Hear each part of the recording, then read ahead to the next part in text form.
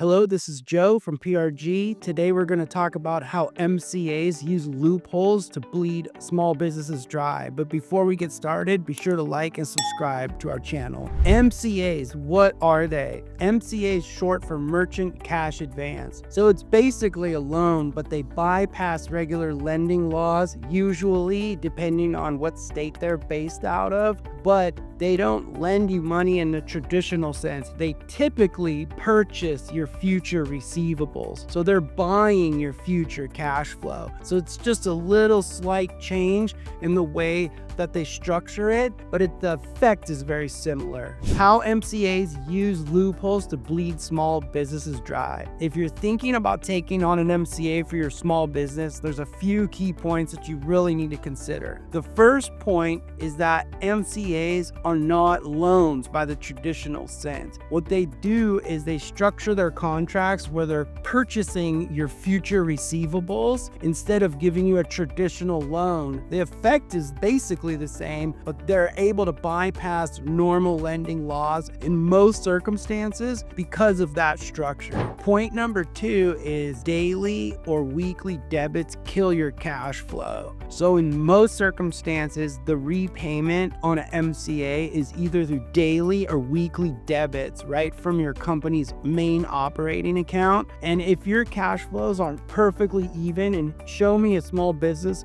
where their cash flows are perfectly even, you're just going to run into problems. You're asking for a lot of headaches when your creditor is taking out your money every day or every week. Point number 3 is that the contracts that the MCAs give to you are very tough to deal with the moment that you feel any amount of pain. For instance, one of the main features of an MCA contract is to put a lien on the future receivables, which makes perfect sense because they're purchasing it. Just like purchasing a car, the lender has a lien on your car. Well, now they have a lien on that future receivable. So as soon as you slip up and you can't meet your payment obligation, maybe something happened, maybe the rains hit and your business slowed down for a week or two and you're having a hard time collecting the receivables balance. Well, guess what? The MCA lender is going to start calling your client and disrupting that very precious and sensitive relationship. And it's very, very dangerous if it isn't managed and known up front. Point number 4 is the incremental profit must exceed the debit cost. So let me explain this a little bit more. When you borrow money from anyone, whether it be a family member, your local bank, an MCA,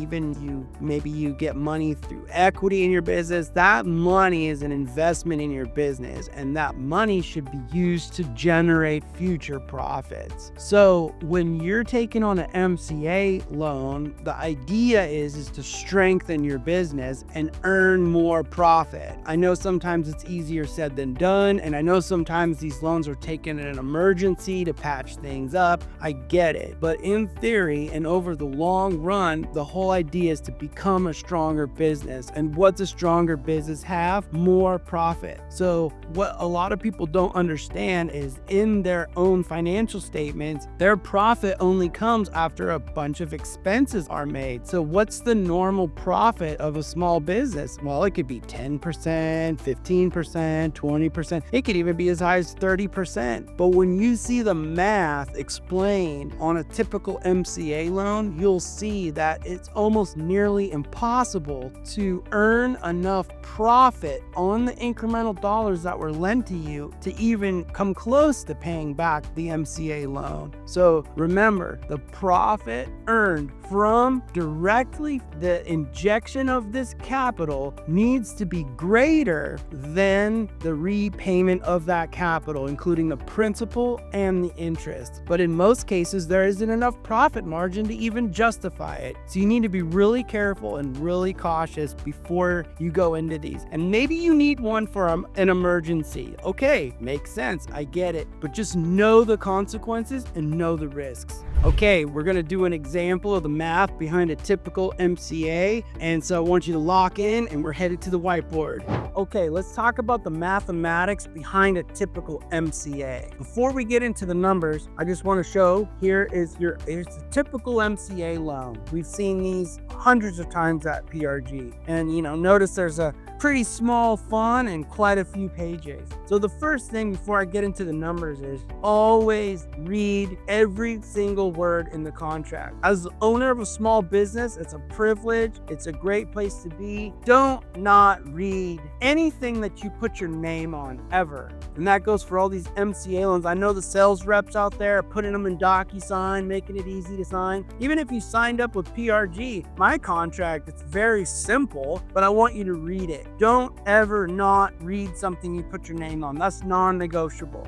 Okay, step 1 on calculating the true cost of an MCA. So in the contract, they call it a purchase price. And in this case, it was $25,000. So essentially, they're giving you $25,000. That's basically the loan amount. Even though it's not a loan, that's what it is. They're giving you $25,000. Number 2, the purchase amount is $37,475. That's essentially what you're agreeing to pay back. They're purchasing $37,475 of your future cash flow for $25,000. And when you're in a desperate need of cash flow, it doesn't sound that bad. It doesn't. I mean, it's a lot, but in the grand scheme of things, it doesn't seem too overbearing at first glance. Also, the repayment terms. In this particular case, it's a weekly payment for 24 weeks of $1,541.46. Seems manageable. So, okay. So that's kind of how they get you. Let's move on to step 2. Okay, so for step 2, we're going to talk about the costs of the MCA. They might call it a factor rate. They use that term so they can bypass traditional lending laws in certain states and jurisdictions. I'm going to just call it an interest rate because it is what it is. It's the cost to borrow the money. I don't care what you call it, what you label it, it's still the same thing. You borrow X, you got to pay back Y. That difference is your cost. I don't care what it's called. So part 1 here, step 2, part 1, $37,475 is what you agreed to pay back. Subtract $25,000 is what was given to you in the original loan or the original MCA. That cost is $12,475. So you're agreeing to pay back $12,475 for the right to be given $25,000 of capital. Okay, fine. Doesn't sound so bad. But if you take the purchase amount, which they're buying from you, for the purchase price, which was $25,000 given to you, there's your interest. Divide the $12,475 into the $25,000, and it's basically a 49% interest rate. So that's your face when you start doing the actual math.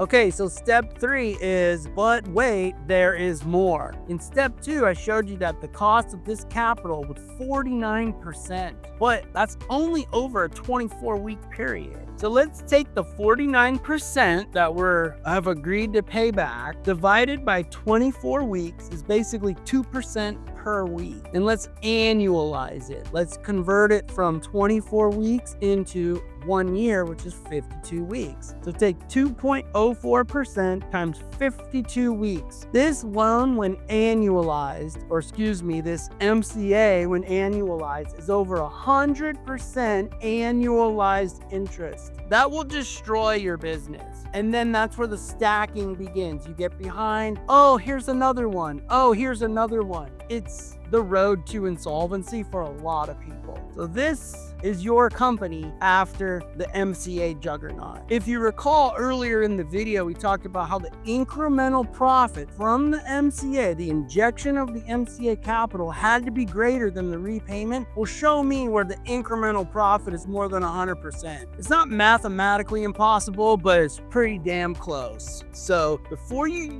take on an MCA, really think it through. Get with an attorney, get with a financial minded person, and crunch some numbers and see if it makes sense for your business. There's a good chance that it might not. Thank you. Okay, so we covered everything that you need to know about an MCA loan, and we went through the math behind the cost of that capital. So if you have an MCA, you're in the middle of repaying it and everything's okay and it's not impacting your operations that much and you can handle it, continue paying it. Pay it off and move on. Develop better insights and better systems inside of your business that you can see whether or not it makes sense for you going forward. But for those of you who might be behind behind the 8 ball because of an MCA loan and you feel that your operations are stuck, or maybe your customers are getting letters from the MCA lenders and you need help, my Simple Settle team of negotiators might be able to help you restructure that MCA loan, maybe help buy a little bit of time. In order to reach out to us to help,